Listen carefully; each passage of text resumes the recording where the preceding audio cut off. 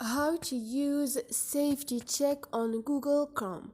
Hi guys, in this video I will show you how to use a safety check on your Google Chrome. It's so easy and quick, so let's start. First thing, go to your Google and now click on those 3 points up there and click on setting. Scroll down and click on safety check. And here you're gonna find a thing will help you to keep your safe from data breaches and save websites and more. And you have updates, passwords, safe browsing, and this is it. Hope this video was helpful to you, and if you liked the video, don't forget to subscribe and like.